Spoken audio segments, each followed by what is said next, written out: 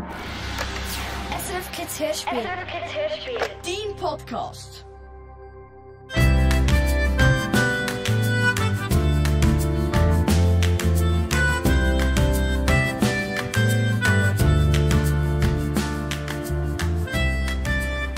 Rosi steht auf dem Trottoir und schaut hoch.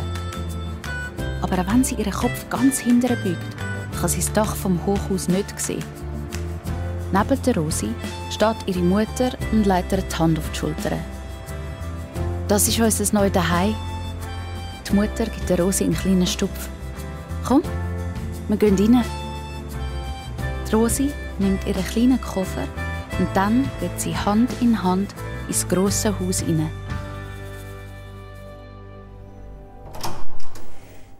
«Hallo», sagt ein Bub, der auf der Stege steht, gerade wo die Rosi zu ihrer Wohnungstür rauskommt.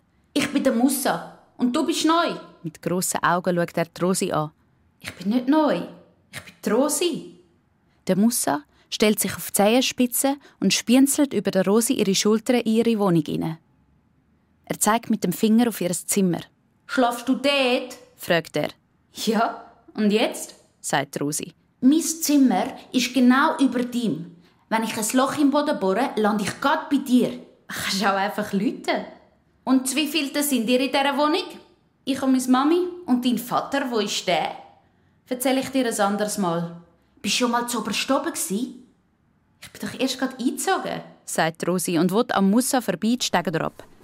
Aber da hört sie plötzlich ein «Miau». «Musst keine Angst haben vor meinem Hund.» Erst jetzt sieht Rosi das rote Tier, das der Mussa an der Leine hat. Sie runzelt die Stirn. «Das ist aber kein Hund.» Der Mussa seufzt. «Ich hätte eben so gerne einen Hund, aber der Herr Tack erlaubt keine Hunde im Haus.» «Wer ist der Herr Tack?» «Das ist aber nicht wahr. Du kennst den Herr Tack nicht. Er wohnt im Parterre und schreit die ganze Zeit umeinander. »Geht auch nicht leisiger, Bub, haben wir etwa Tag vor der offenen Tür.» «Oh je, der Tack kann Kind sicher nicht ausstehen», denkt Rosi. «Könntest du bitte auch so tun, wie wenn mein Kater ein Hund wäre? Nur, wenn du mich mit aufs Dach nimmst.» «Einverstanden. Und wie heisst dann dein Hund?» «Titus», antwortet der Mussa stolz. «Schöner Name für einen Hund.» Die Rosi streichelt dem Titus seinen Kopf.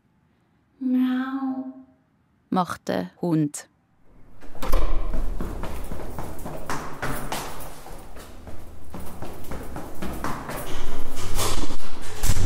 Es ist kalt draussen.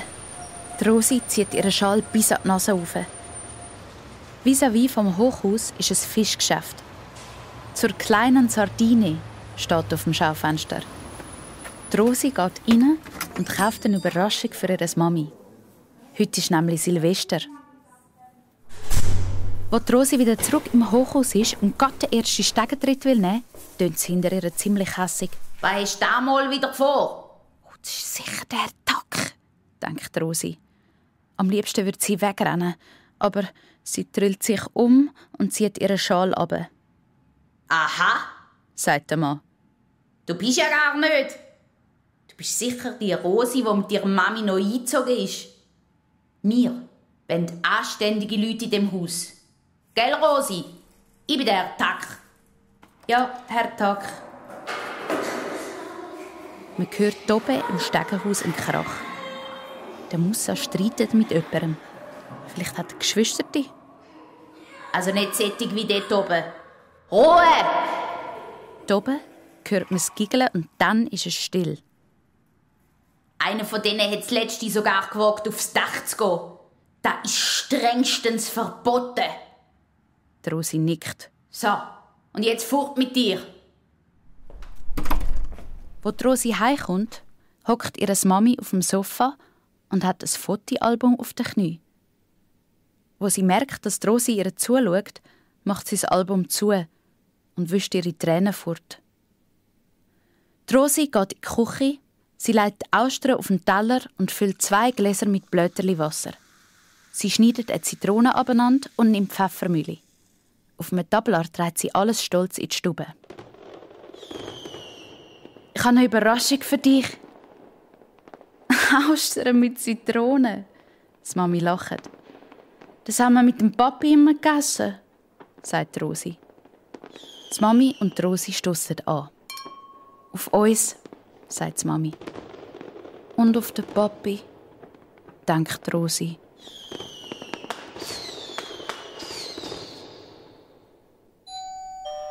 Ein paar Tage später läutet es an der Türe. Die Rosi macht auf. Der Musa steht draussen und strahlt. «Los geht's!» flüstert er. «Bis zuoberst oben sind es mehr als 100 Stege drin.»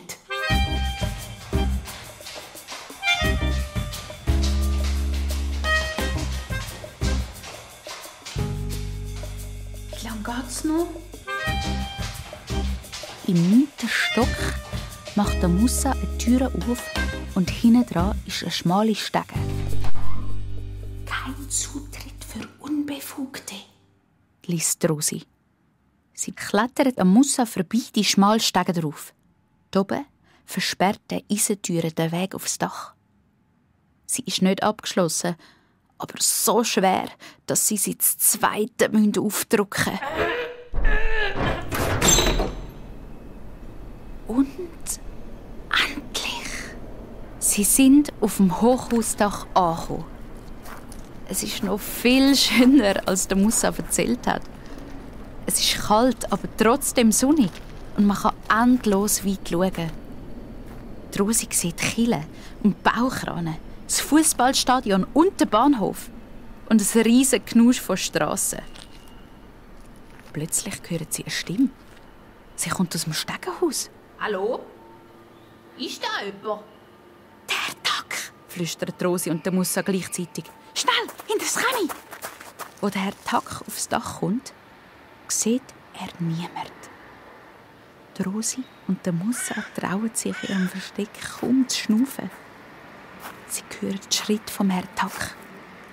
Er geht langsam übers Dach. Nach links, nach rechts. Dann bleibt er stehen. «Niemand da?» Er dreht sich um und geht zu den Stegen. Dann hören Rosi und der Musa, wie er die Türe zumacht, der Schlüssel ins Schloss steckt und einmal, zweimal umdrüllt. Der Musa rennt zu der Tür und reißt an der Türfalle um. «Hey, hey, wir sind da oben!» Aber es bringt nichts. Der Tack ist schon weg. Niemand hört sie. Sie sind ausgesperrt. «Das ist alles deine Schuld!» ruft Rosi. Aber da sieht sie, dass der Musa Tränen in den Augen hat. «Was sollen wir machen?» fragt er traurig. Die Rosi will ihn trösten und sagt, es gibt immer eine Lösung. Das sagt ihre Mami amigs auch. Sie schaut umeinander. Wo ist sie nun? Die Lösung?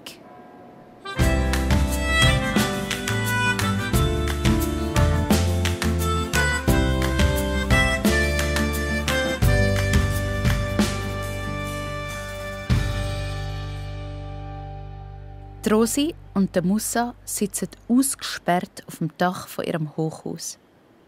Es ist kalt und sie frieren.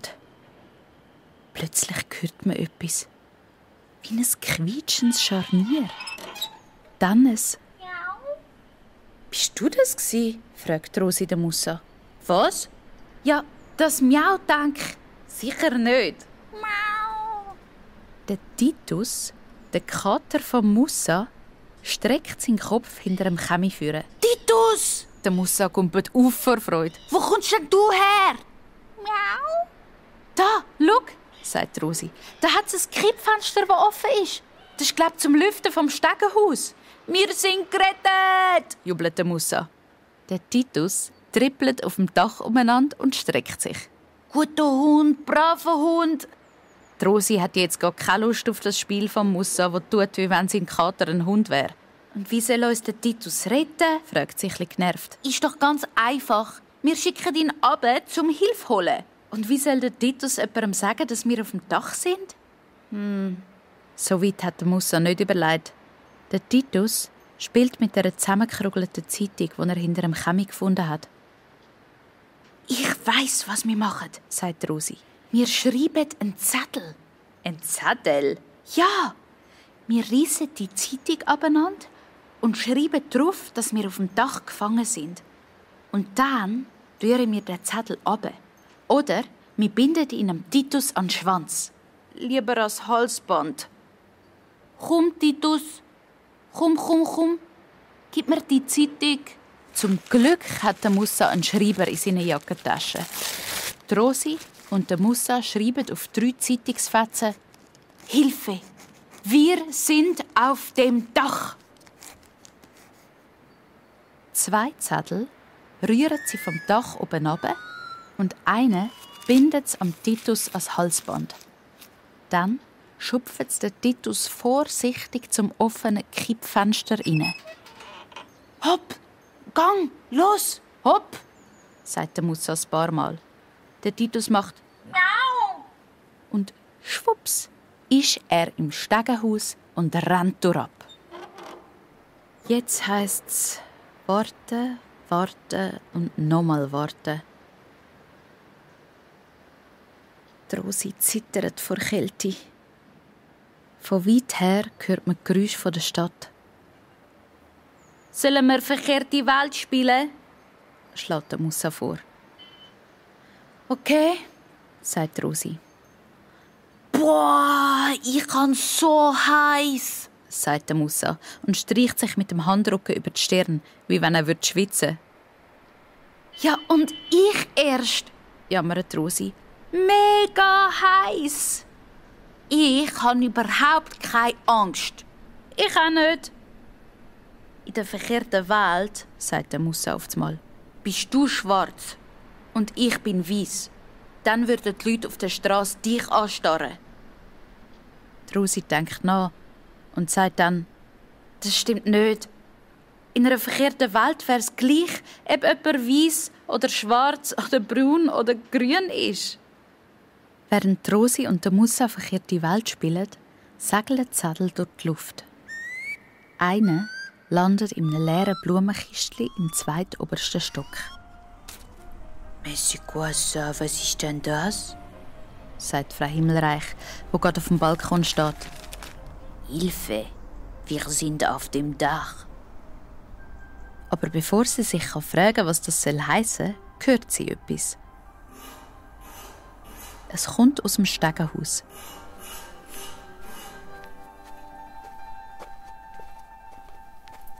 Sie macht die Türen auf, aber es ist niemand draussen. «Oh, salut, Chouchou. Du bist doch das Büsi von Musa.» Die Frau Himmelreich bückt sich, um den Titus zu streicheln und entdeckt den Zettel an seinem Halsband. Sie liest nochmal. «Hilfe, wir sind auf dem Dach.» 2 Zettel sind also bei der Frau Himmelreich angekommen.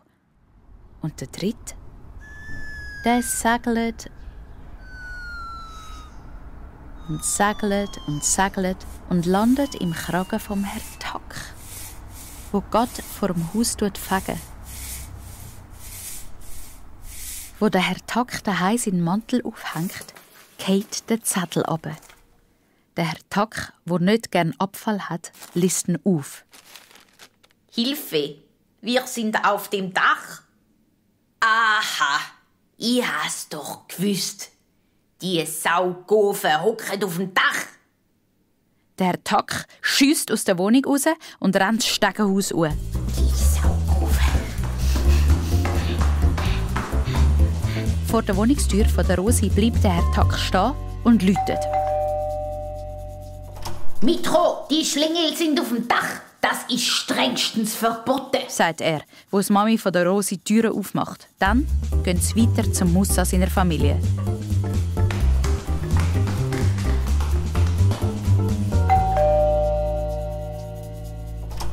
«Sind Sie sicher?» fragt der Musa seinen Vater. «Ganz sicher!» sagt der Herr Tack. Sein Gesicht leuchtet rot vor Wut. Oben an den schmalen Stegen steckt der Herr Tack einen riesigen Schlüssel ins Schloss und schiebt die schwere Eisentür auf. Aha! Aber das Dach ist leer. Keine Rosi, kein Mussa. Voilà, euer Schoki. Frau Himmelreich stellt Rosi und Mussa 2 Tassen an. Und ein Kuchen steht auch auf dem Tisch. Was haben die eigentlich auf dem Dach gemacht? Wir wollten nur auf die Stadt schauen, erklärt Rosi. Aber da hättet ihr auch einfach zu mir kommen. Die Frau Himmelreich holt einen Feldstecher aus dem Schrank. Im Stegenhaus hört man einen riesen Mais.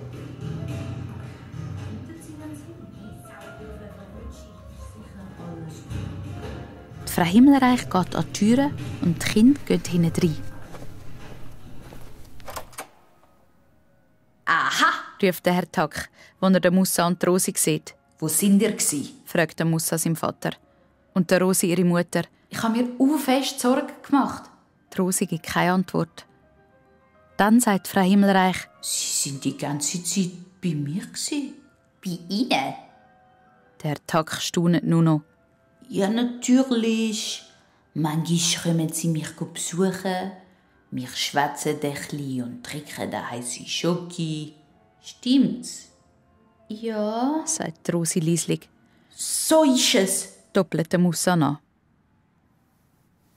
Später, in der Nacht, kriecht Rosi zu ihrer Mami ins Bett und kuschelt sich an sie an. Und erzählt, was heute wirklich passiert ist. Als sie fertig ist, sagt ihre Mutter, «Ihr könnt der Frau Himmelreich wirklich dankbar sein. Hast du gesehen, wie der Herr Tack reingeschaut hat, als er euch in der Wohnung von der Frau Himmelreich entdeckt hat?» Und dann müssen beide lachen.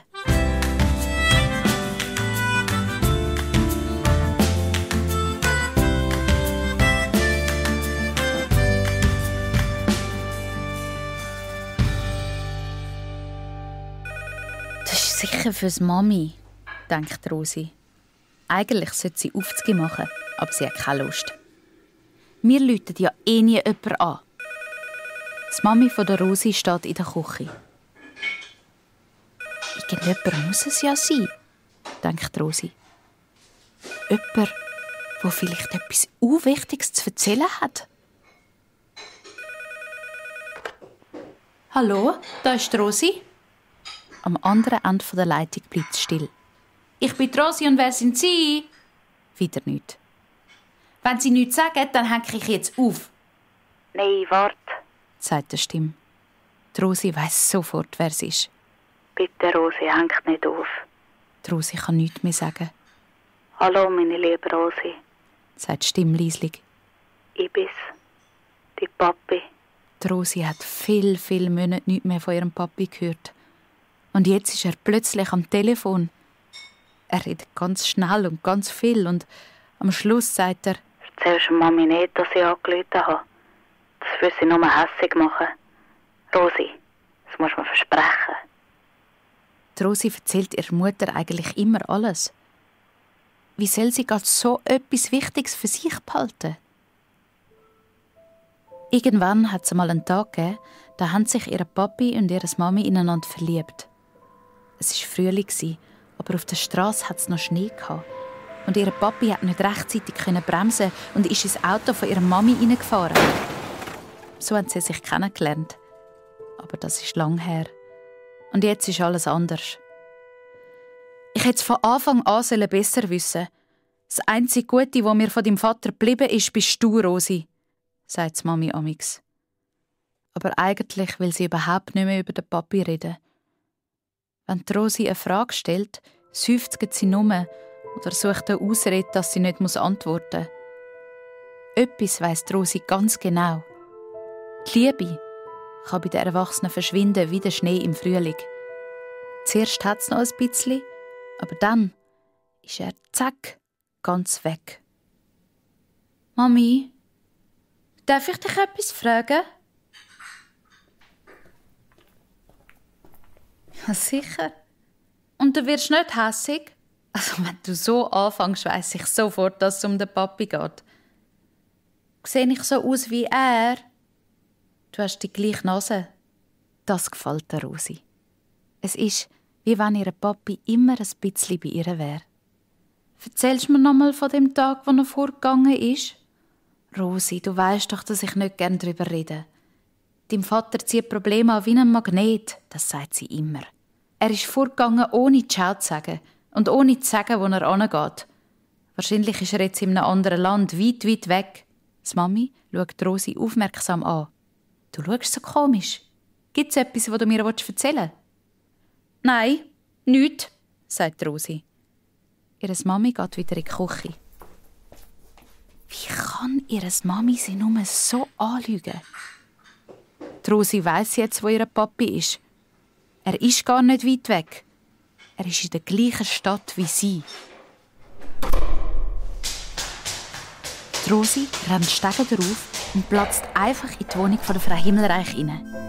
Sie sitzt am Klavier. Neben ihr steht der Musa und hat eine Mundharmonika an den Lippen. Er übt für ein Theaterstück in der Schule, wo die Rosi die Hauptrolle bekommen hat.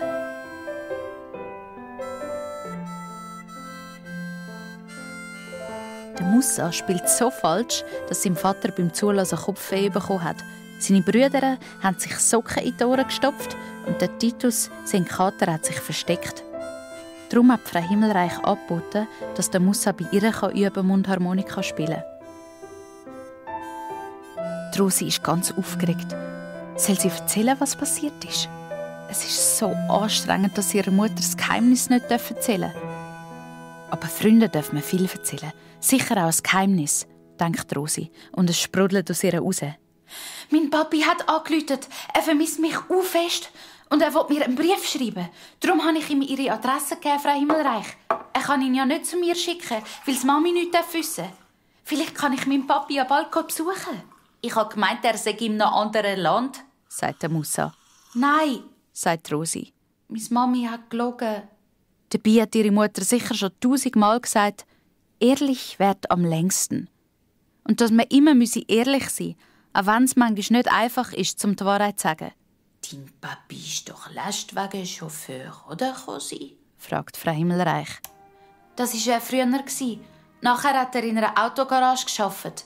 Meinst du, er lässt mich auch mal fahren?» fragt Musa, der mit allem fahren will, was 2 oder 4 Räder hat. «Das geht nicht», sagt Rosi. «Und warum kommt dein Vater nicht da an, um dich zu besuchen? Wieso musst du zu ihm?» Jetzt kann Rosi nicht länger nichts sagen.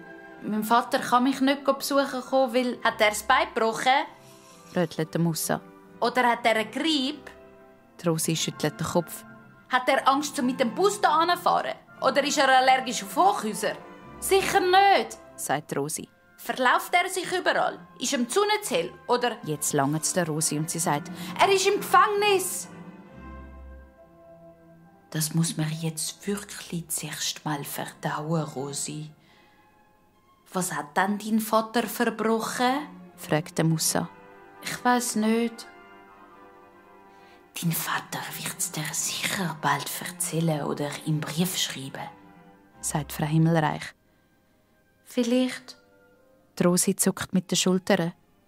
«Und was sagt deine Mami dazu?» will Frau Himmelreich wissen. «Ich habe ihr nicht gesagt, dass ich mit dem Papi geredet habe. Sie will nichts mehr von ihm wissen.» «Vielleicht hat dein Papi ja eine Bank ausgeraubt.» «Sicher nicht», protestiert Rosi. «Oder vielleicht hat er jemanden umgebracht.» «Mein Vater hat niemanden umgebracht.» Da ist sich Rosi ganz sicher. «So etwas würde er nie machen. Wenn du nur so blödes Zeug kannst erzählen, dann bist lieber ruhig. Vielleicht ist er auch unschuldig und sie haben den falsch eingesperrt.» «Ganz sicher nicht. Das findet man nämlich nach einer Weile raus. Ich glaube, dein Vater hat etwas Schlimmes angestellt.» «Hat er nicht?» «Doch, hat er. Sonst wäre deine Mami nicht so hässig auf ihn.» Rosi sagt nichts mehr. Auf einmal hat sie Angst, dass der Musa recht hat.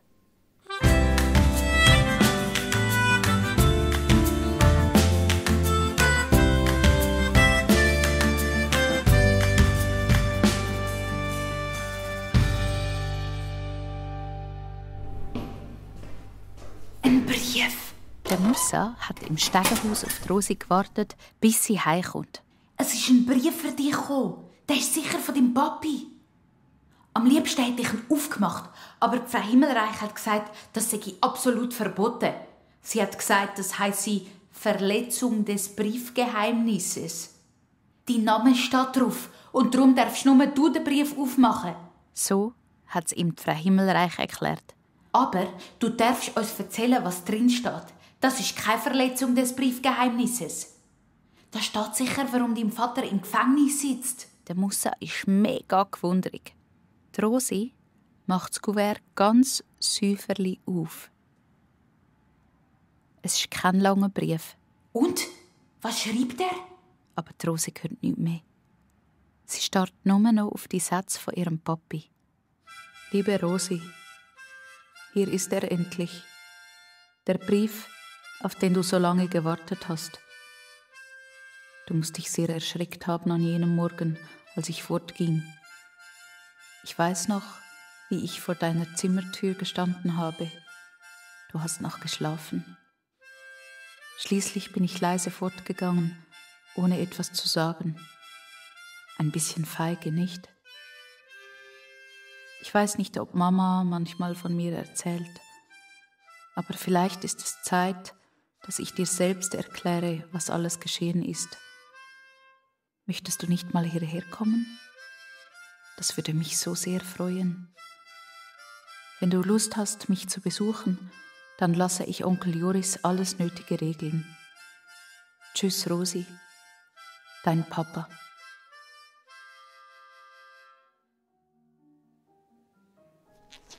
Frau Himmelreich drückt der Rosi ein Zehnernötchen in die Hand. Für die Tram und wenn ihr unterwegs Durst bekommt. Aber das müssen Sie doch nicht, sagt Rosi. Nein, muss ich nicht. Aber ich mach trotzdem, sagt Frau Himmelreich und streichelt der Rosi über die Haare. Dann machen sich die Rosi und der Musa auf den Weg.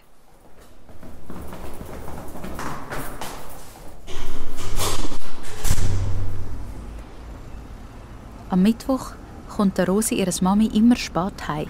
Darum haben Rosi und Onkel Joris am Mittwoch abgemacht, auf dem grossen Platz vor dem Gefängnis. Das Tram kommt gerade.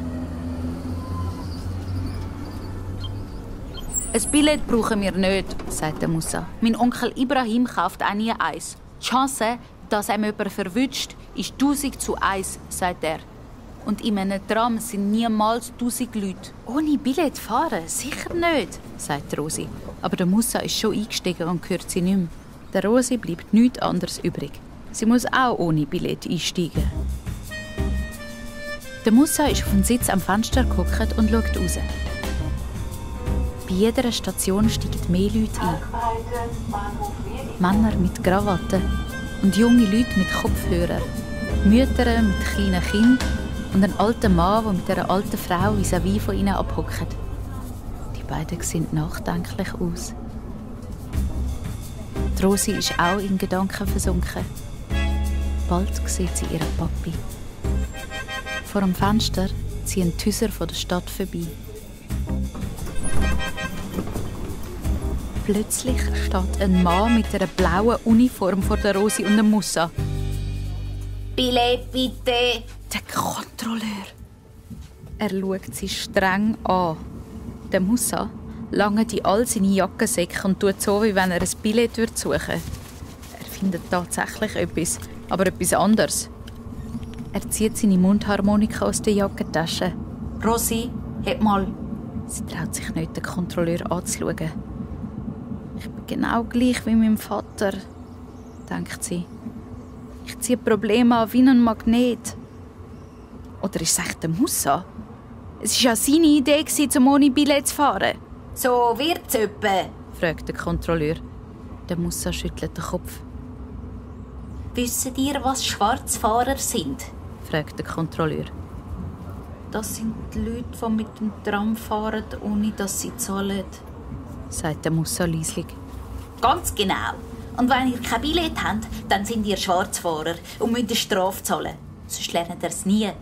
Oder ich rufe euren Eltern an und erzähle, was passiert ist.» Die Rosi kommt Schiss über. Ihre Mutter meint doch, sie sägen bei einer Probe fürs Schultheater. «Nein, bitte nicht. Meine Wir haben nur... Ja was, Mädchen, muss ich rätseln? Wir sind unterwegs zu ihrem Papi. Sagt der Musa auf einmal. Und der ist im Gefängnis. Die Rosi schämt sich in Grund und Boden. Es glotzen sie schon alle an im Tram. Hinter dem Kontrolleur sagt jemand etwas.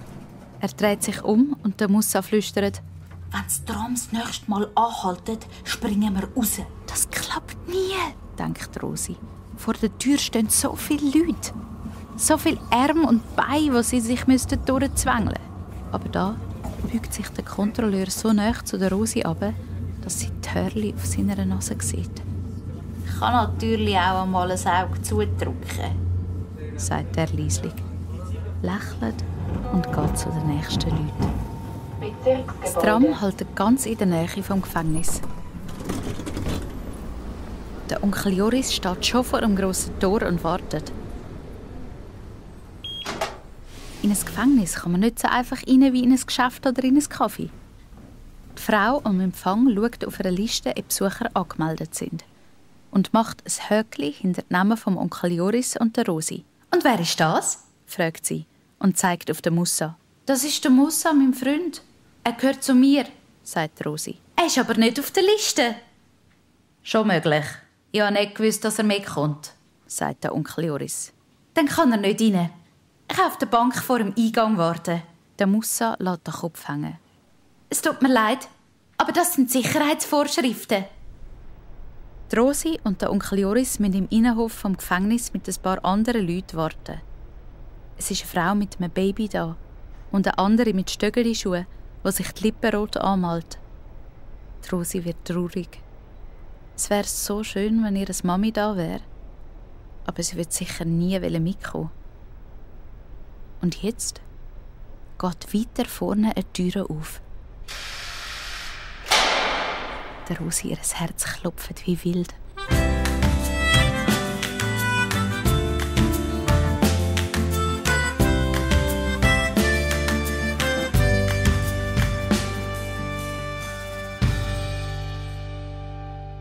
Die Rosi sitzt neben dem Onkel Joris im Besucherzimmer vom Gefängnis. Sie wartet schon eine Weile und jetzt geht die Tür auf. Die Gefangenen kommen rein, einer nach dem anderen. Die Rosi kann kaum mehr schnaufen. Sie ist so aufgeregt. Sie schaut jedes Gesicht an. Und endlich sieht sie ihn, ihren Papi. «Da bin ich!» ruft sie. Er sieht sie. Sein Lächeln wird gross und grösser und geht fast vom einen Ohr bis zum anderen. Er kommt zu ihnen. «Rösli, ich habe dich so vermisst.» Die Rosi weiss nicht, was sie sagen soll. Ihr Vater sagt ihr Rösli. Wie früher. Er macht lange Pausen, wo er erzählt, warum er im Gefängnis ist. «Weisst du, was Autoschieberei ist?» «Nein, von dem hat Rosi noch nie etwas gehört.» «Sie hat geklaute Autos in unsere Garage gebracht. Ich habe die Autonummern austauscht und die Nummern vom Fahrgestell überschrieben.» «Was ist das?» «Jedes Auto hat eine Nummer. Sie ist in die Windschutzscheibe vom Auto eingraviert. Ich habe die Nummern weggekratzt und eine neue eingraviert. Und dann sind die Autos mit den falschen Nummern für viel Geld weiterverkauft worden.» «So», sagt Rosi. Es fällt ihr nichts besser sein. «Das ist nicht so gut.» «Nein, gut ist es nicht», sagt Rosi. Aber sie ist mega froh, dass ihr Papi keine Bank ausgräbt oder jemanden umgebracht hat. «Die Mami ist sicher noch fest verrückt auf mich, gell, Rösli?» fragt er vorsichtig. Fest», denkt Rosi, aber sie sagt es nicht. «Erzählt sie manchmal von mir?» «Ziemlich viel», lügt Rosi. Sie will ihren Papi nicht traurig machen. «Was sieht sie da so?» «Dass ich deine Nase habe.» «Wirklich?» «Ja. Und dass du Probleme anziehst wie ein Magnet.» «Das mit der Nase stimmt. Und das mit dem Magnet, das hat sie früher auch schon gern gesagt.» Er lächelt und sieht aus, wie wenn er gerade in eine schöne Erinnerung versunken wäre. «Aber jetzt bin ich da. Das Leben läuft nicht immer so, wie man will, Rösli. Weisst, wenn dir ein Konfibrot aus den Händen geht, gibt es 2 Möglichkeiten. Entweder es landet mit der Konfiseite auf dem Boden oder umgekehrt. Bei mir klebt immer Konfi am Boden. Bei der Rosi geht das Brot auch immer mit der Konfiseite gegen runter. Spielst du noch dagegen? Der Papi zeigt auf die Mundharmonika, die aus der Rosi ihrer Tasche schaut. Nein, die gehört dem Musa. Er macht Musik in dem Theaterstück, das ich mitspiele. Der Musa ist mein bester Freund. Kann ich mal auf der Schnurrgegend von Musa spielen? Die Rosi gibt ihm sie. Der Papi nimmt die Mundharmonika ans Maul und spielt das Lied.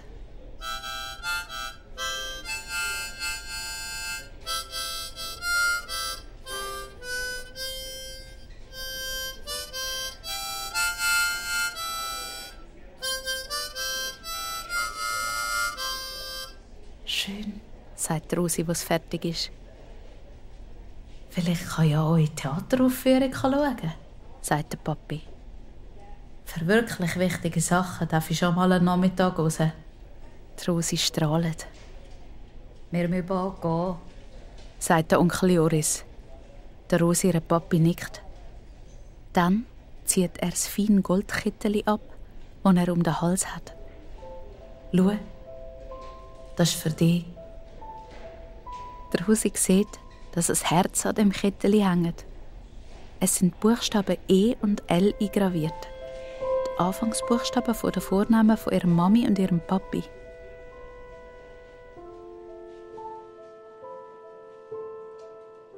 Das Leben läuft nicht immer so, wie man will, hat ihr Papi gesagt. Und das merkt Rosi, als sie heimkommt. Sie muss den Schlüssel gar nicht vornehmen.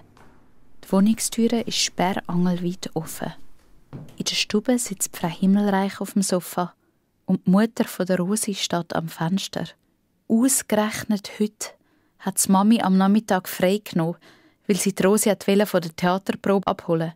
«So, Fräulein», sagt sie, drüllt sich aber nicht um. Wenn ihre Mutter «Fräulein» sagt, dann weiss die Rosi, dass sie richtig hässig ist. Die Rosi schaut Frau Himmelreich an. «Ich habe deiner Mami gesagt, dass alles in Ordnung ist. Aber wo du bist, musst du ihr selber sagen. Sag die Wahrheit, Rosi. Das ist das Beste.» Die Mami drüllt sich um. Sie schaut traurig und streng. Die Rosi legt die Hand auf ihr Kettchen, aber es ist schon zu spät. «Wie bist du zu dem Kettchen gekommen? Hast du meine Sachen genäuselt?» «Nein, das ist nicht von dir.» Ihre Mutter reißt die Augen auf. Auf einmal ist ihr alles klar. «Wie kannst du mich nur so anlügen?» fragt sie mit kalter Stimme. «Du hast mich auch angelogen. Du hast gesagt, der Papi sei in einem anderen Land. Dabei ist er da in der Stadt.» Ihre Mami sagt nichts mehr. Sie drüllt sich um, geht ins Schlafzimmer und schlägt die Türen zu. Die Frau Himmelreich macht eine warme Schoki. Wie immer, wenn die Kinder nicht mehr weiter wissen, hocken sie bei der Frau Himmelreich daheim und trinken die süße Schokimilch, wo sie ein bisschen tröstet. Der Musa tunkt ein Gutzli ein und sagt: «Eigentlich habt ihr alle 3 gelogen.» «Wir sind eine Lüge-Familie», sagt Rosi traurig. Und dann fällt der Musa sein Gutzli in die heisse Schoki. Wo die Rosi heimkommt, hockt ihre Mami auf dem Sofa. Sie hat ganz rote Augen vom Brüllen. Die Rosi hockt neben sie an. Und die Mami legt der Rosi einen Arm um die Schulter. «Es tut mir leid», flüstert Rosi. «Ich hätte es dir erzählen sollen.» «Mir tut es auch leid», antwortet die Mami. «Du hast recht. Ich hätte dir sagen, wo dein Papi ist. Aber jetzt müssen wir immer ehrlich sein.» «Auch wenn es um den Papi geht?» fragt Rosi. «Dein Papi ist mein Papi. Auch wenn er Probleme anzieht und ihm das Konfibrot mit der Konfiseite voraus runterfällt.» «Hat er das gesagt?» fragt die Mami. Für einen kurzen Moment glitzern ihre Augen. «Vielleicht können wir ja mal zusammen ins Gefängnis?» fragt Rosi vorsichtig. Das Glitzern verschwindet sofort. «Nein, Rosi, das ist unmöglich.» Noch nie hat unmöglich so unmöglich getönt wie jetzt. Und der Rosi ist auf einmal klar, dass ihre Mami und ihre Papi sich irgendwann wieder gern haben, ist so unwahrscheinlich, wie dass es aus dem blauen Himmel schneit.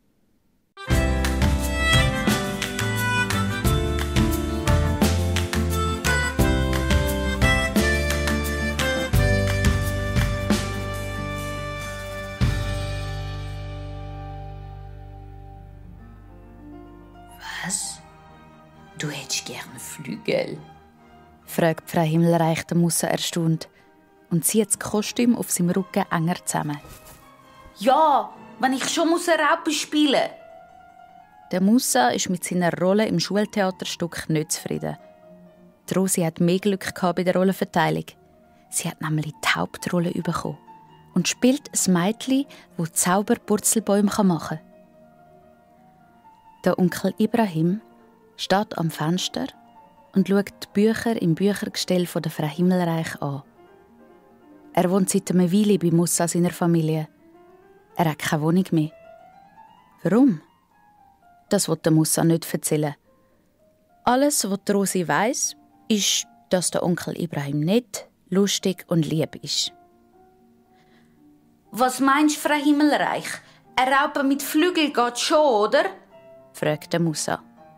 Im Theater ist alles möglich, sagt Frau Himmelreich. Das ist ja das Schöne daran. Aua! Du hast mich gestochen! Nein, habe ich sicher nicht, sagt Frau Himmelreich. Aber natürlich hat sie. Sie schaut Rosi an und zwinkt ihr zu. Mega fein. Rosi, magst du noch ein bisschen? Gib mir den Reis, Elias. Du kannst ihn ja selber nehmen. Am Dienstagabend, wenn ihre Mutter länger arbeiten muss, isst Rosi bei Musa daheim. Für die Rosi gibt es nichts Schöneres, als mit dem Musa seiner Familie zusammen zu essen. Es sind alle dabei. Die Eltern von Musa, seine Schwester Kauthar und sein Bruder Elias. Und jetzt auch der Onkel Ibrahim. Und natürlich auch der Titus, ein Musa sein Kater. Darf ich es ihr sagen? Fragt der Musa den Onkel Ibrahim. Was? Das mit stottert der Musa. Das, weisst, dass du keine hast? Wenn du es nicht in die Zeitung schreibst oder vom Dach rufst, sie schnappen sie mich und ich muss fort. Aber die Rosi darf es wissen. Der Rosi kann mir vertrauen. Das weiss ich, sagt der Onkel Ibrahim. Was willst du mir erzählen? Fragt Rosi. Der Onkel Ibrahim hat kein Papier. Das heisst, er darf gar nicht in dem Land sein. Ja, so ist es leider, sagt der Onkel Ibrahim. Ausser du willst heiraten, sagt der Musa seine Mutter. Wenn wir eine Frau würden für dich finden, eine mit einem Pass. Ich heirate. Wer sagt, dass ich will heiraten? Es gibt einen Deckel für jeden Topf. Musa seine Mutter ist ganz sicher. Nicht auf jeden, spöttelte Elias. Die Kauthar findet sicher nie einen Freund. Bla bla bla bla, gibt Kauthar giftig zurück. Das ist im Fall nicht wahr, sagt der Musa. Die Kauthar und der Jer... Au! Die Kauthar hat den Musa unter dem Tisch geginket. Einen Moment lang ist es ganz ruhig. Dann fragt der Onkel Ibrahim. Rosi, weisst du, wer der Jerau ist? Die Rosi lächelt. Und dann fangen alle an zu lachen.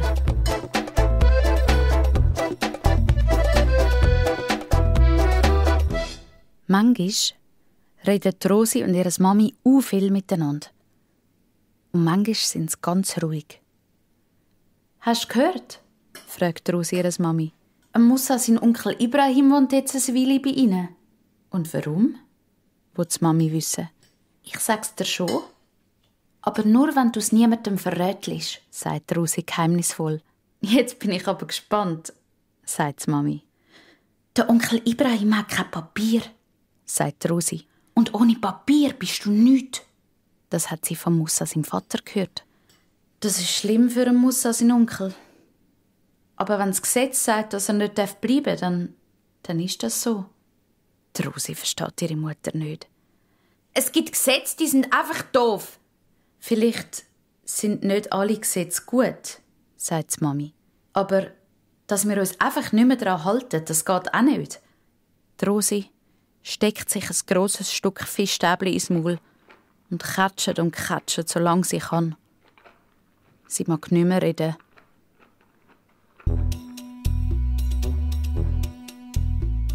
Die Rosi ist bei Musa zu Besuch. Der Onkel Ibrahim kommt heim und lässt sich müde in einen Sessel plumpsen. Er und Gab vom Arbeiten. Die Rosi und der Musa sitzen am Boden und machen das Puzzle. Das ist eine Eselsarbeit. Dem Onkel Ibrahim seine Stimme tönt rauch und müde. Und was ist eine Eselsarbeit? Die Rosi ist gewundrig. Eine Arbeit, die so schwer ist, dass niemand sie machen will. Sie ist streng und es gibt wenig Geld. So Arbeiten machen nur Esel wie ich. Leute ohne Papier. Der Musa schüttelt den Kopf. Aber die Rosi versteht schon, was er meint. Der Musa hockt an den Tisch und schreibt: Für Onkel Ibrahim. Weil das Land groß genug ist für noch jemanden, weil er immer fröhlich ist und außerdem Eselsarbeiten macht, darf Onkel Ibrahim in diesem Land bleiben, solange er will. Auch die Rosi hockt an und schnappt sich einen Stift. Sie malt einen Stempel neben dem Musa im Text. Es braucht nämlich einen Stempel, wenn ein Dokument ganz offiziell sein muss. Das weiss sie von ihrem Vater. Nach dem Essen betet der Musa und seine Familie amix auf dem Gebetsteppich. Die Rosi sitzt auf dem Stuhl daneben und schaut zu. Sie versteht zwar nicht, was sie sagen, aber es tönt schön. «Meine Mami glaubt an nichts», sagt sie nachher zum Onkel Ibrahim. «Sie sagt amix, sie glaubt nur das, was sie mit eigenen Augen sieht.» Das finde ich schade, meint der Onkel Ibrahim. Es gibt viel, wo man nicht sehen kann. «Was zum Beispiel?» fragt Rosi. Der Onkel Ibrahim überlegt kurz. «Wind? Oder Liebe? Wenn du jemanden liebst, kann man das nicht sehen. Nur spüren.» «Meine Mami will sich nie mehr verlieben», erzählt Rosi. Man kann nicht entscheiden, ob man sich verlieben will oder nicht. Es passiert einfach. «So wie einem der Wind manchmal den Schnuff nimmt?» fragt der Musa. Ja, genau. Der Onkel Ibrahim legt einen Arm um den Musa und den anderen um die Rosi.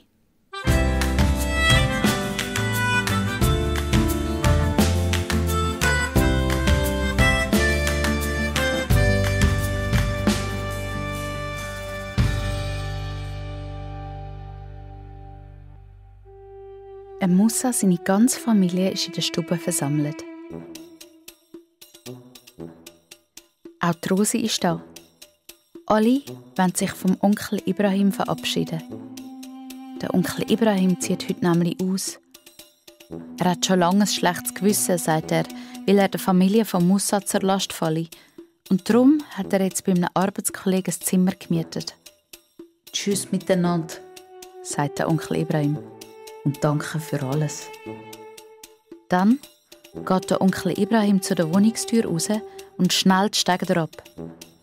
In dem Moment kommt unten jemand zum Haus rein.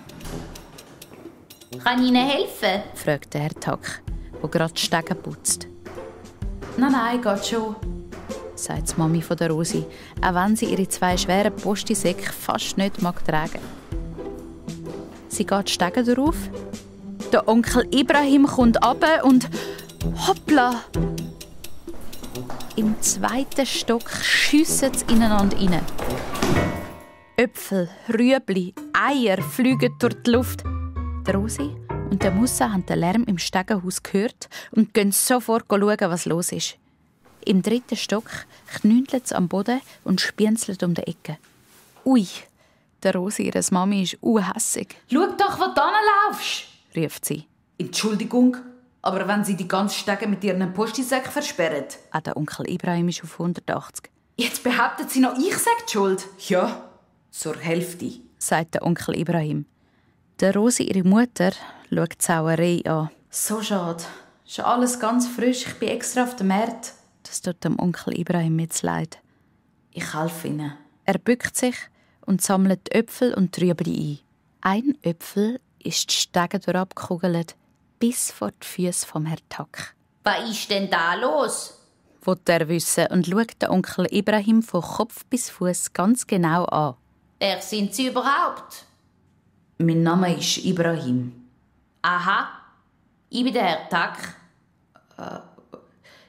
Ich habe schon viel von Ihnen gehört, stottert der Onkel Ibrahim.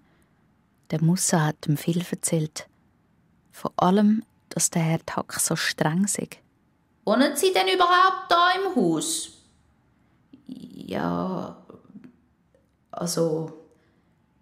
Nein, also... Jetzt mischt sich der Rosi ihre Mutter ein. Der Herr Ibrahim ist bei mir zu Besuch.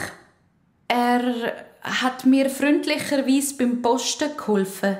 Der Herr Tack weiss Gott nicht mehr, was sagen. Er hilft mir auch sonst, wenn es in meiner Wohnung etwas zu reparieren gibt, behauptet der Rosi ihre Mutter. Mache ich das? Ja, sicher?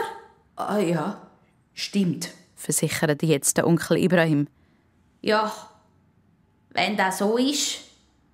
Der Herr Tack lächelt kollegial und klopft dem Onkel Ibrahim auf die Schulter. Gibst dir Mühe, gell? Also, ade, Herr Tack, sagt der Rosi ihre Mutter und nimmt ihr das Zeug. Tschüss, Ibrahim. Jetzt schaffe ich's allein. Die Rosi und der Musa rennen leislich in die Wohnung von Musa zurück. Nicht, dass noch jemand merkt, dass sie alles gehört haben. Erst, als es wieder ganz still ist im Stegenhaus, traut sich die Rosi runter im Parterre zum Briefkasten von der Frau Himmelreich. Sie schaut jeden Tag, ob sie Post bekommen hat. Und? Ja, es ist ein Brief vom Papi aus dem Gefängnis gekommen. Die Rosi rennt zurück in ihre Wohnung, vorbei an Mami, die gerade Posti-Sachen versorgt, und reißt den Brief in ihrem Zimmer auf. Es ist ein kurzer Brief. Nur ein paar Zeilen. Liebe Rosi, ich habe fantastische Neuigkeiten. Bald werden wir wieder zusammen sein, denn ich werde in einer Woche aus dem Gefängnis entlassen. Ich kann es kaum erwarten, wieder bei dir zu sein. Dein Papa.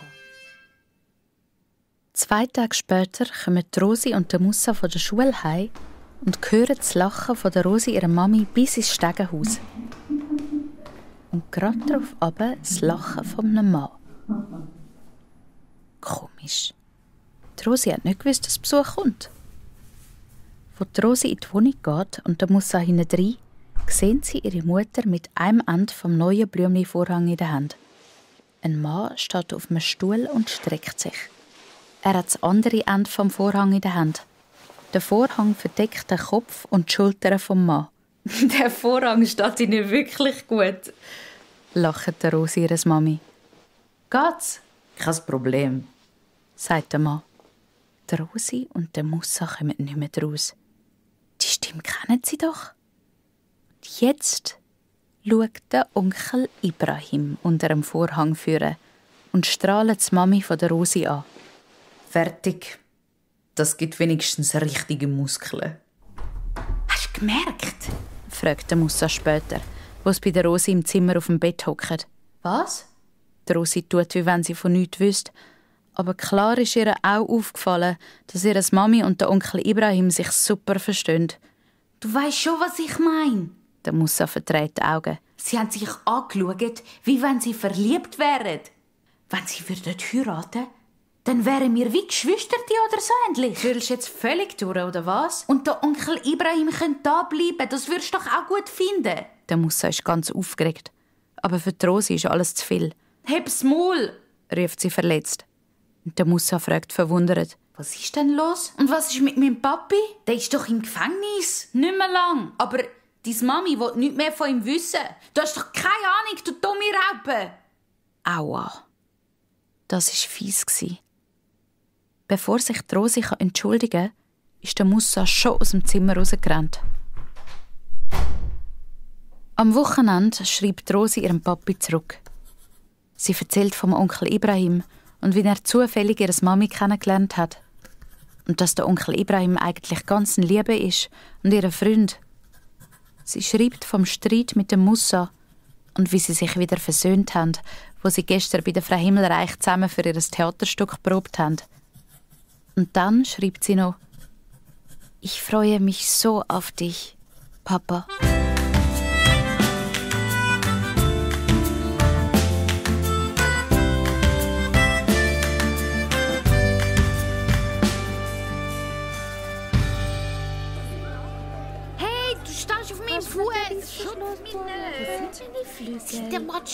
Hat jeder sein Kostüm an? Der Herr Wim klatscht in die Hände. Hopp, hopp! Die Proben zum Schultheaterstück laufen auf Hochtouren. Und der Lehrer von der Rosi und der Musa wirkt ein bisschen nervös. Nur noch ein paar Tage, dann ist es soweit. Und das Theaterstück feiert Premiere. Denkt daran, beschwört der Herr Wim seine Schüler. Ihr müsst eins werden mit eurer Rolle. Er schaut zum Musa und sagt, du bist eine Raupe. Du musst denken und fühlen wie eine Raupe. Ich weiß aber nicht, wie sich eine Raupe fühlt, Herr Wim. Du kannst das, sagt sein Lehrer bestimmt. Nimm deine Fantasie zu Hilfe. Und dann macht er es noch schlimmer. Die Raupe ist doch eine so schöne Rolle. Du wirst zum Schmetterling und verliebst dich in einen anderen Schmetterling. Der Musa wird knallrot. Die Probe fängt an. Die Rosi steht allein auf der Bühne. Es wird dunkel. Nur ein Skiwerfer strahlt sie schwach an. Sie macht einen Purzelbaum und landet in einer anderen Welt. In einer Welt, wo sie mit Insekten reden kann. Die Rosi macht nichts lieber als Theater spielen. Am Schluss der Probe verteilt der Lehrer die Einladungen, die die Schüler ihren Eltern und ihren Verwandten geben können. Alle reden aufgeregt durcheinander und erzählen, dass ihre Mütter und Väter und Grossmamis und Grosspapis, Gotten und Göttis, Geschwister und Freunde schauen wollen. Nur die Rosi sagt nichts. Sie weiss nicht, was passiert, wenn ihre Mami und ihre Papi schauen kommen. Sie hat ein bisschen Angst. Auf dem Heimweg hockt sie auf einem Hügel ins feuchte Gras. «Vielleicht hat es da eine Raupe», sagt Rosi und untersucht die Wiese. «Hast du gewusst, dass der Job aus unserer Klasse auf die Lupe steht?» sagt der Musa. «Ich habe gemeint, er steht auf Mensie?» «Nicht mehr. Die Mensie findet er jetzt blöd und die Lupe findet er gut.» «Und du?» fragt der Musa vorsichtig. «Schau, eine Raupe!»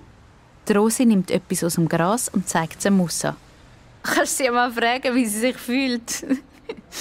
«Das ist doch keine Raupe, das ist ein Rossschneck!» Enttäuscht legt Rosi den Schneck wieder zurück in die Wiese. «Gehen wir!» «Okay.» Der Musa ist traurig. Er hätte so gerne eine Antwort auf seine Frage gehabt. Vor der Wohnungstür der Rosi drückt der Musa schnell einen Zettel in die Hand. «Da. Was steht da drauf?» will die Rosi wissen. «Wenn ich es dir hätte sagen wollen, hätte ich keinen Zettel geschrieben. Du musst versprechen, dass du ihn niemandem zeigst.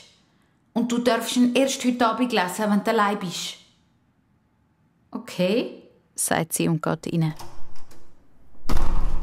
Am Nachmittag läutet es an der Wohnungstür. Die Mami von der Rosi geht an die Tür und fragt laut: «Wer ist da?» «Ich bin's», sagt die Männerstimme. Die Rosi hört es, weil sie die Zimmertüre offen gelassen hat. Ihr Herz klopft ganz schnell. Sie springt auf und güchselt von ihrem Zimmer aus zu der Wohnungstür. Die Mami macht auf. «Sie haben die also rausgelassen?» sagt sie trocken. «Sogar im Gefängnis habe ich alle Wahnsinn getrieben. Darum haben sie mich auf die Straße gestellt», grinst der Rosi ihren Vater verlegen. Die Mami lächelt ein bisschen. Aber nur ein bisschen. «Hast du eine Wohnung? Kannst du irgendwo wohnen?» fragt die Mami nach einer Langeweile. «Ich bin zum John gezögert.» Wieder gibt es eine Pause. Der Rosi, ihr Papi, schnauft tief durch. Dann hebt er der Mami den Blumenstrauß an, den er hinter dem Rücken versteckt hatte. Die Mami hat gern Blumen, aber sie tut nicht den gleichen. Statt Danke zu sagen, redet sie jetzt viel lauter. «Das kannst du nicht machen, einfach so da kommen. Es gibt jemand anders.» Die Rosi weiss, von wem sie redet. Die Mami hat sich in Onkel Ibrahim verliebt. Ihr Papi nickt. «Das habe ich von der Rosi schon gehört.» Mir ist lieber, wenn wir uns nicht mehr sehen, sagt sie. Mit dem hat der Papi nicht gerechnet. Er nickt und geht mit der Blume in der Hand Stege ab.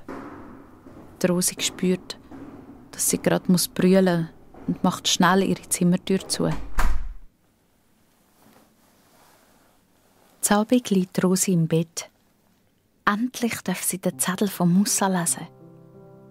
Sie faltet die Zettel auf und liest. Rosi, ich denke, dass ich in dich verliebt bin. Glaube ich. Wenn du es auch in mich bist, dann weiß ich es genau. Musa. Die Rosi hat ganz heiß. So einen Liebesbrief hat sie noch nie bekommen. Sie holt einen Zettel und einen Stift. Erst jetzt sieht sie, dass ihre Mutter an der Tür steht. Was machst du jetzt noch? Es ist spät am Morgen an der Schule. Willst du dem Papi schreiben? Nein. Die Rosi will nichts von Musa im Zettel sagen. Warum willst du den Papi nicht mehr sehen? Rosi. Stell dir eine Tasse vor, aus feinem Porzellan. Wenn die runterfällt, verbricht sie in 1000 Stück. Das ist mit meinem Herz passiert. Und der Papi ist schuld. Dann braucht er einen guten Leim. Die Mami lacht kurz. Dann wird sie wieder ernst.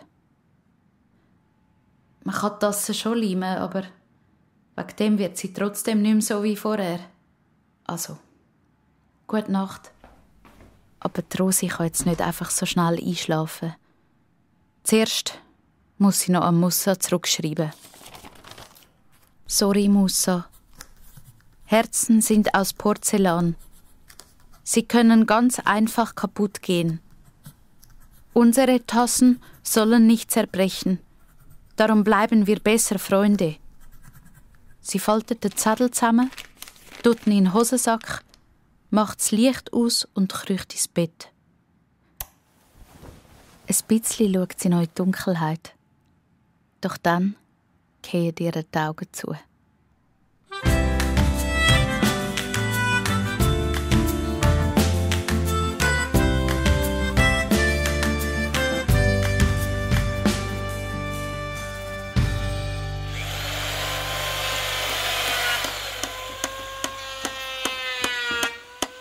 Gleich ist die Premiere vom Schultheaterstück. Nur noch ein paar Sachen müssen parat gemacht werden. Und dabei helfen die Eltern. Auch der Rosi, ihr Vater.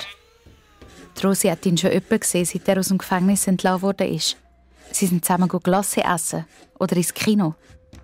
Die Rosi geniesst es fest, wenn sie mit ihrem Vater zusammen sein kann. Aber ihre Mutter tut immer noch stur und will ihn nicht sehen. Die Rosi ist stolz auf ihren Papi. Er macht das Bühnenbild. Aus einer Bike Bretter zimmert er einen Wald. Der Musa und der Job helfen ihm, die Bretter zusammenzunageln. Der Vater von der Lupe ist auch dabei. Er macht Beleuchtung. Er arbeitet nämlich beim Zirkus und weiss, wie das geht. Er war schon fast auf der ganzen Welt auf Tournee. «Oh, ich will auch zum Zirkus», sagt Rosi verträumt. «Dann komme ich mit», sagt der Musa. Hä? Du willst doch Lokiführer werden? Meinte Job. «Es gibt sicher einen in Südamerika», sagt Rosi. «Ja, gibt's», sagt Lupe, die von Argentinien kommt. «Nur heisst es dort El Tren». «Dann fahre ich halt El Tren», sagt der Musa zufrieden. Aber dann passt er einen Moment nicht auf und haut sich mit dem Hammer auf den Daumen. Au! Auf dem Heimweg denkt Rosi über ihre Zukunft nach. Was soll sie mal werden? Bäckerin? Oder Lehrerin? Oder Astronautin? Vielleicht, sagt sie auf einmal, vielleicht kann man in Zukunft an den Himmel schreiben. Das glaube ich nicht, sagt der Musa. Vielleicht nicht gerade morgen, aber irgendwann. Früher hat auch niemand geglaubt, dass wir auf Computer schreiben können und E-Mail verschicken. Und was würdest du mir schreiben? Wollte der Musa wissen. Meinst du, wenn wir mal weiter weg voneinander sind und uns lange nicht sehen? Fragt Rosi. Der Musa verschrickt. Warum sollten wir uns dann nicht mehr sehen? Das weiss man nie, sagt Rosi. unsere Wege könnten sich trennen. Ich würde schreiben: «Hey Rosi, ich denke an dich.» Die Rosi lacht. Und ich würde schreiben: «Hallo Musa, mir ist langweilig ohne dich. Komm schnell zurück.» Sie nimmt Musa seine Hand. Sie ist froh, dass sie ihm den Zettel, wo sie geschrieben hat, dass die Liebe so schnell kaputt gehen kann wie eine Porzellantasse, nicht gegeben hat. Die Hand von Musa ist warm und ein bisschen verschwitzt. Er schaut sie verlegen an. Aber dann drückt er ihre Hand und grinst über das ganze Gesicht.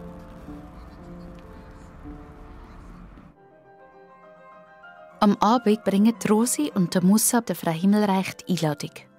«Normalerweise, sagt Rosi, müsstest du etwas zahlen fürs Billett. Aber du hast das Kostüm von Musa gemacht und es ist das Schönste von allen.» «Freut ihr euch auf die Aufführungen?» will die Frau Himmelreich wissen. «Ich schon», sagt Rosi sofort. «Ich nicht», sagt der Musa. «Ich habe ein bisschen Schiss vor dem Auftreten.» «Aber das ist normal», beruhigt ihm Frau Himmelreich. «Dem sagt man Lampefieber. Das sind ganz viele Schauspieler.»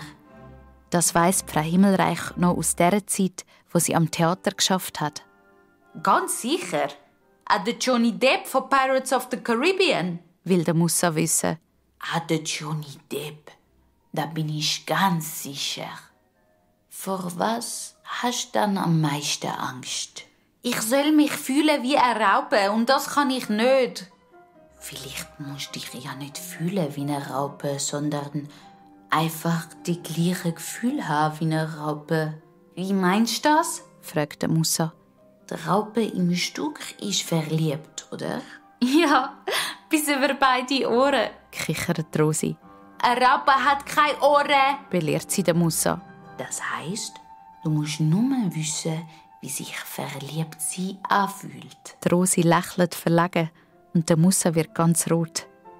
«Habe ich etwas verpasst?» «Nein», sagt Rosi rasch. «Aber wenn wir heiraten, machst du dann mit als Blumenmädchen?» Frau Himmelreich klatscht in die Hand. «Das wäre dann schön», sagt sie. «Aber jetzt steht zuerst mal euer Theaterstück auf dem Programm.»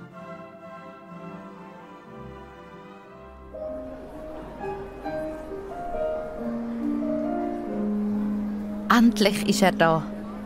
Der Abend, wo das Theaterstück aufgeführt wird. Eltern, Geschwister und Verwandte stehen auf dem Pausenplatz und vor dem Eingang vor der Aula ist eine lange Schlange. Die Rosi steht zwischen ihrer Mutter und dem Onkel Ibrahim. Sie sind jetzt ein richtiges Paar und heben sich an der Hand.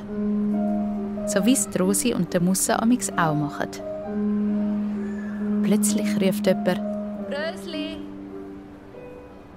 Ihr Papi winkt ihr von der anderen Seite vom Pausenplatz aus zu. Er steht unter einem Baum voller weißer Blüten. «Kannst schon zu ihm?» sagt die Mami. Die Rosi will schon los, aber dann nimmt sie die Hand von ihrer Mutter und will sie mitziehen. Die Mami zögert und schaut den Onkel Ibrahim an. «Ich gehe, aber du kommst auch mit», sagt Rosi und hebt weiter die Hand von ihrer Mutter fest. Der Onkel Ibrahim lächelt. «Gang mit», sagt er. «Also gut», sagt Rosi ihre Mutter. Das Dritte stehen sie beieinander. Die Rosi, ihre Mami und ihr Papi. Unter einem Baum voll Blüten. Der Papi wirkt ein bisschen verlegen. Dann winkt er dem Onkel Ibrahim zu. Der nickt und winkt zurück. «Papi», sagt Rosi und umarmt ihn. Wo sie ihn wieder loslässt, sieht sie, dass Mami Tränen über die Backen laufen. Und plötzlich streckt sie die Hand aus, wie wenn man Frieden macht, und der Papi nimmt sie und nickt. Es sieht aus, als könnten sie Freunde werden. Auf einmal fängt es an zu luften. Der Wind schüttelt am Baum. Blütenblätter wirbeln über den Pausenplatz. «So schön», flüstert Rosi. Wie Schnee. Sie probiert ein paar Blütenblätter zu fangen. Ihre Mami macht mit und ihre Papi lacht.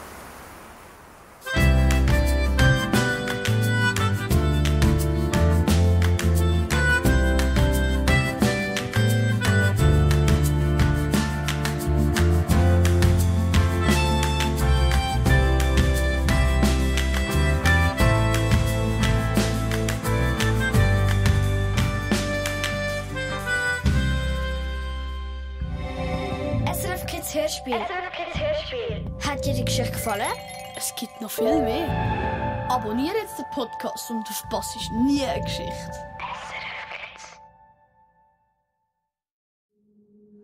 Das war ein Podcast von SRF. Produziert im Auftrag der SRG.